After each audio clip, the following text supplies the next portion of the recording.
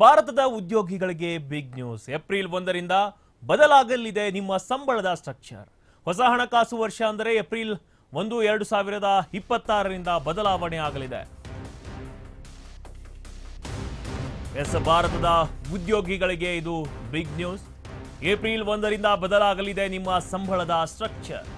ಹೊಸ ಹಣಕಾಸು ವರ್ಷ ಅಂದರೆ ಏಪ್ರಿಲ್ 1, 2026ರಿಂದ ಬದಲಾವಣೆ ಆಗುತ್ತಲಿ. ದೇಶದ ವೇತನ ಭೋಗಿ ಉದ್ಯೋಗಿಗಳ ಪೇ ಸ್ಲಿಪ್ನಲ್ಲಿ ಏನು ಉದ್ಯೋಗಿಗಳ ಪೇ ಸ್ಲಿಪ್ ಏನಿರುತ್ತೆ ಅದರಲ್ಲಿ ಪ್ರಮುಖ ಬದಲಾವಣೆ ಆಗಲಿದೆ. ಹೊಸ ಕಾರ್ಮಿಕ ಸಂಹಿತೆ ಜಾರಿಗೆ ತರುತ್ತಿರುವುದೇ ಇದಕ್ಕೆ ಕಾರಣ ಆಗ್ತಾ ಇದೆ. ಕೇಂದ್ರ ಸರ್ಕಾರವು ಹೊಸ ಆದಾಯ ತೆರಿಗೆ ಕಾಯ್ದೆ 2025 ಜಾರಿಗೊಳಿಸಲಿದೆ. ಇದರಿಂದ ಕೈಗೆ ಸಿಗುವ ಸಂಬಳ ಮತ್ತು PF ಕೊಡುಗೆಯಲ್ಲಿ ವ್ಯತ್ಯಾಸ ಕಾಣಲಿದೆ. ಆದರೆ ಏಪ್ರಿಲ್ 1ರಿಂದ ಎಲ್ಲ ಭತ್ಯೆಗಳು ಒಟ್ಟು ಸಂಬಳದ 50%ಕ್ಕಿಂತ ಹೆಚ್ಚಿರಬಾರದು.